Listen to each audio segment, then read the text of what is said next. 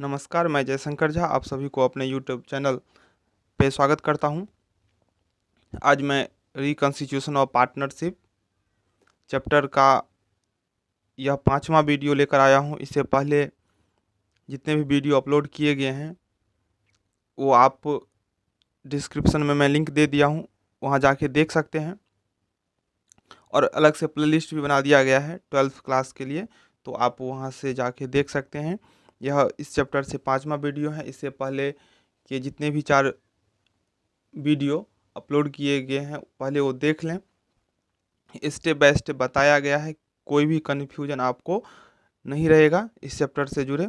और मैं step by step जो जो टॉपिक आता है उसको कवर करने की कोशिश कर रहा हूँ, ताकि इस चैप्टर से रिलेटेड कोई भी प्रॉब्लम आपको रह नहीं जाए। इसीलिए तो आइए, इससे पहले जो 4 वीडियो हैं उसमें डिस्कस किया गया था उसका एक बार मैं रिवीजन करवा दूं, याद दिला दूं आपको जो क्या क्या पढ़ाया गया है। तो साझेदारी फर्म का पुनर्गठन के टाइम जो जो समायोजन किए जाते हैं उस समायोजनों को स्टेप बाय स्टेप समझाया जा रहा है। तो पहला समायोजन था सेक्रीफाइस रेशियो निकालना और गेनिंग रेशियो निकालना, वो बता चुके हैं। तीसरा टॉपिक है संचित लाभ एवं संचयों का वितरण। तो आइए देखते हैं क्या है इस टॉपिक में। तो जब साझेदारी फर्म का पुनर्गठन होता है, इस स्थिति में जो समायोजन किया जाता है उसका तीसरा समायोजन है, अगर कहें तो संचित लाभ और संचय का वितरण। होता क्या है, तो जिस तिथि को साझेदारी फर्म का पुनर्गठन होता है, पुनर्गठन होने का जो कारण है उसका विस्तृत रूप से डिस्कस किया गया है, फिर भी मैं एक बार बता देता हूँ। जब साझेदारी में कोई साझेदार का प्रवेश होता है, या कोई साझेदार अवकाश ग्रहण करता है, या किसी साझेदार की मृत्यु हो जाती है, या साझेदारों के बीच लाभ विभाजन अनुपात में परिवर्तन हो रहा हो, या दो से अधिक फर्मों का एकीकरण हो रहा हो, इन सभी स्थितियों में साझेदारी फर्म का पुनर्गठन होता है। तो यह जो चैप्टर है उस चैप्टर में हम अनुपात में परिवर्तन यानी कि लाभ विभाजन अनुपात में परिवर्तन पढ़ रहे हैं। तो इससे पिछले वीडियो में सेक्रीफाइस रेशियो, गेनिंग रेशियो निकालना सीखे हैं। तो इस वीडियो में हम संचित लाभ और संचय के वितरण का लेखांकन व्यवहार जानेंगे। तो देखिए, संचित लाभ एवं संचयों के वितरण का लेखांकन व्यवहार, accounting treatment of distribution of accumulated यानी कि संचित प्रॉफिट्स एंड रिजर्व्स। तो संचित लाभ एवं संचयों के वितरण का लेखांकन व्यवहार के लिए 2 स्थितियां हैं। स्थिति फर्स्ट केस 1 और स्थिति 2 केस सेकेंड। अब देखिए फर्स्ट स्थिति क्या है, तो जब संचित लाभ और संचय खाते बंद कर दिए जाते हैं। जब प्रथम स्थिति क्या है, जब संचित लाभ और संचय खाते बंद कर दिए जाते हैं। When accumulated profits and reserve accounts are closed। Second स्थिति क्या है, आइए देखते हैं। सेकेंड स्थिति है जब लाभ हानि खाता और संचय खाता बंद नहीं किए जाते हैं। When profit and loss account और reserve account, any type kinds of reserve account are not to be closed। तो 2 स्थिति होता है। तो अभी हम केस फर्स्ट डिस्कस करने जा रहे हैं। देखिए होता क्या है, तो पहले से जो भी रिजर्व होता है, प्रॉफिट या लॉस होता है, रिजर्व होता है, तो उसमें जो कंट्रीब्यूशन होता है वो पुराने साझेदार या वर्तमान साझेदारों का पुराने अनुपात में रहता है। जिस तिथि को साझेदारी फर्म का पुनर्गठन होता है उस तिथि से लाभ विभाजन में परिवर्तन आ जाता है। तो पहले जो संचित या लाभ जो हो रहा था उसका अनुपात कुछ अलग होता है, बाद में कुछ अलग अनुपात हो जाता है। तो इस स्थिति को हल करने के लिए, ताकि किसी साझेदार को प्रॉफिट ना हो जाए, किसी साझेदार को लॉस नहीं हो जाए, इसलिए क्या किया जाता है, तो पहले से जो लाभ और संचित होता है उसको बांटने का निर्णय आपस में साझेदार करते हैं।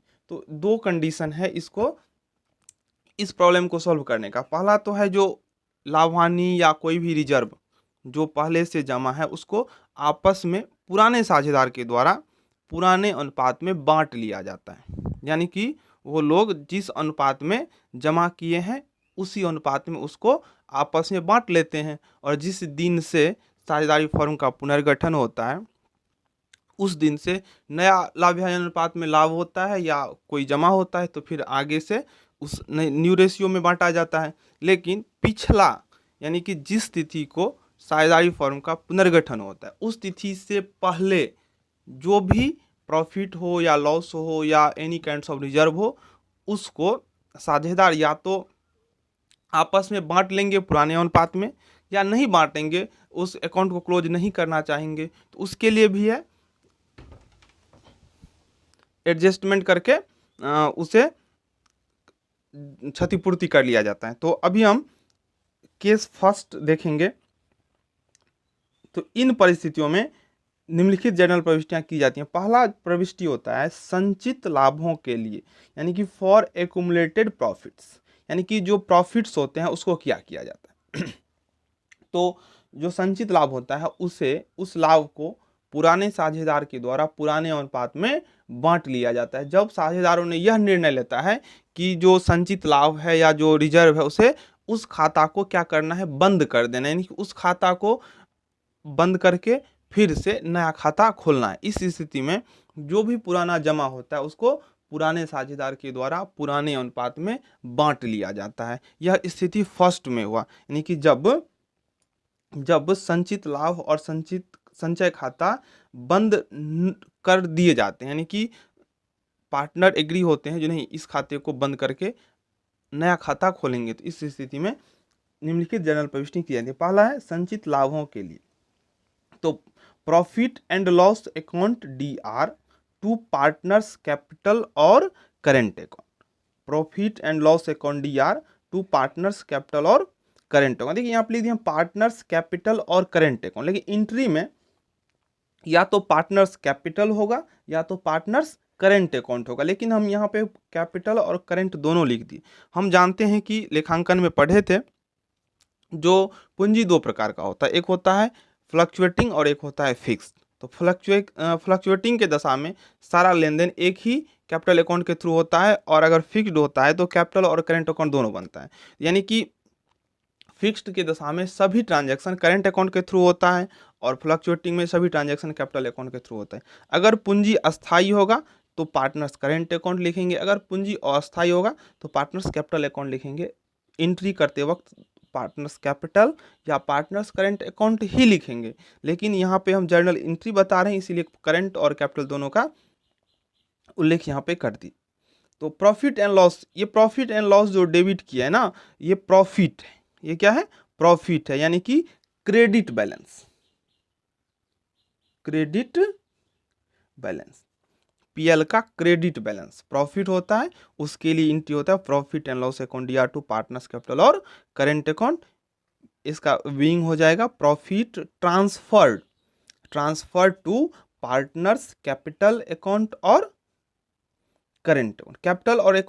कैपिटल और करेंट दोनों में से एक ही लिखेंगे एंट्री करते वक्त। यहाँ पे हम दोनों का उल्लेख करते हैं कैपिटल अकाउंट और current account in old ratio, किस अनुपात में बांटा जाएगा, तो ओल्ड रेशियो में। यह सबसे जरूरी चीज है, ये ध्यान रखना, इस अनुपात में इसको बांटा जाएगा। तो किस अनुपात में बांटा जाएगा, ओल्ड रेशियो। आइए अगला एंट्री देखें। दूसरा है संचय के लिए। संचय चाहे वो जनरल रिजर्व हो, चाहे रिजर्व फंड हो या सीधे रिजर्व हो, any kinds of reserve. Reserve क्या होता है, जो प्रॉफिट होता है ना उसी का भाग होता है रिजर्व भी, उसी प्रॉफिट में से कुछ राशि रिजर्व कर दिया जाता है। स्पेशल रिजर्व भी होता है, तो for any kinds of reserve, इसके लिए क्या होगा entry, any reserve account DR to partners capital और करेंट। एनी रिजर्व आपको क्वेश्चन में नहीं मिलेगा, एनी हम इसलिए लगा दिए क्योंकि सीधा रिजर्व भी हो सकता है क्वेश्चन में, रिजर्व फंड भी हो सकता है, तो इसीलिए रिजर्व फंड हो सकता है, रिजर्व हो सकता है, कैपिटल रिजर्व, इसलिए हम यहाँ पे एनी रिजर्व लिख दिए, any reserve account DR to partners capital और करेंट अकाउंट। यहाँ भी ध्यान रखना है कैपिटल और करेंट में से कोई एक ही होगा क्वेश्चन बनाते वक्त, यहाँ पे हम एंट्री में लिख दें, बीइंग हो जाएगा reserve transfer to partners capital और करेंट अकाउंट। ये तीसरा एंट्री देखते हैं, निवेश उच्चावचन संचय के बंटवारे हेतु for investment fluctuation reserve.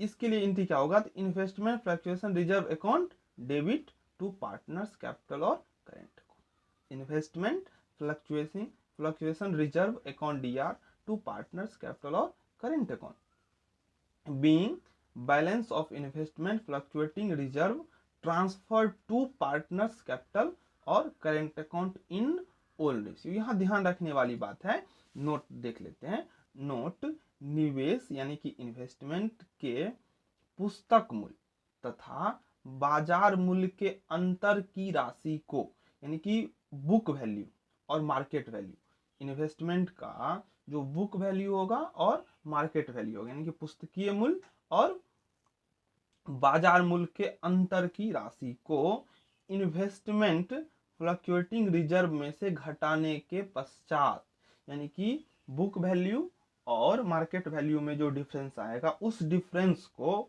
Investment fluctuating reserve में से घटाने के बाद जो राशि बच जाएगा उसे ही हम साझेदार में विभाजित करेंगे। एक बार फिर से नोट को देख लें, ध्यान रखना पड़ेगा यहाँ पे, निवेश के पुस्तक मूल्य तथा बाजार मूल्य के अंतर की राशि को इन्वेस्टमेंट फ्लक्चुएटिंग रिजर्व में से घटाने के पश्चात बची शेष राशि को ही साझेदार में विभाजित किया जाएगा। तो ध्यान रखना है, जो अभी तक जो 3 एंट्री बताए हैं, संचित लाभ के लिए, संचय के लिए और निवेश उच्चावचन संचय के बंटवारे हेतु, अगर किसी प्रश्न में यह तीनों चीज है तो हम तीनों के लिए एक ही एंट्री कर सकते हैं। अगर एक एंट्री में इसको लिखना चाहे तो लिख सकते हैं। कैसे लिखेंगे, तो profit and loss account DR, any reserve account DR और investment fluctuating reserve account DR to partners capital और करेंट अकाउंट। तीनों को अलग अलग एंट्री भी कर सकते हैं और एक साथ भी एंट्री कर सकते हैं। अब आइए चौथा देखते हैं, अवितरित हानियों एवं अपलिखित न की गई स्थगित आगम व्यय खातों को बंद करने के लिए। जिस प्रकार संचित लाभ हो सकता है, संचित संचय हो सकता है, उसी प्रकार से तो हानि भी हो सकता है।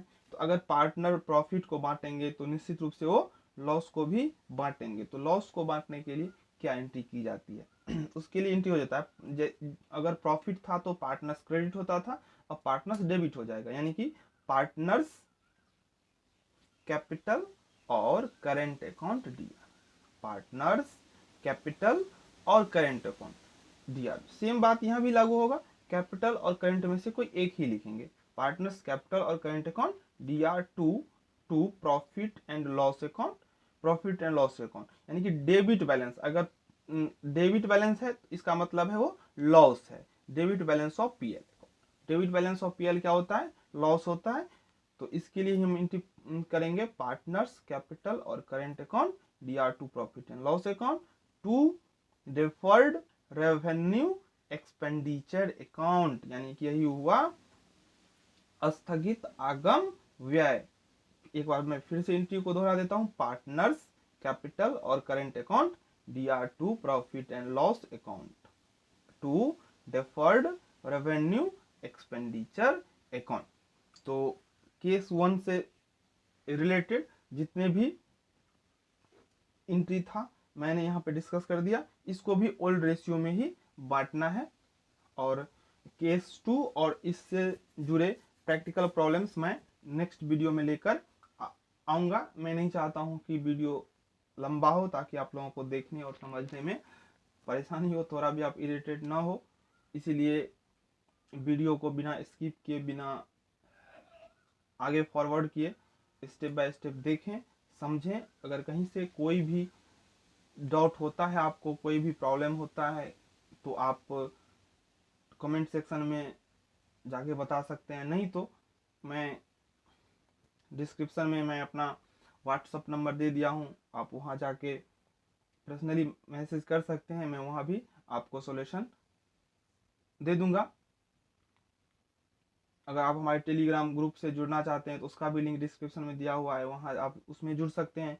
पीडीएफ पाने के लिए आप हमें कमेंट सेक्शन में जाके बता दें जो मुझे पीडीएफ चाहिए, तो मैं पीडीएफ भी प्रोवाइड करा दूंगा। और अगर हमारा यह प्रयास आपको अच्छा लगे तो लाइक शेयर सब्सक्राइब जरूर करें। धन्यवाद।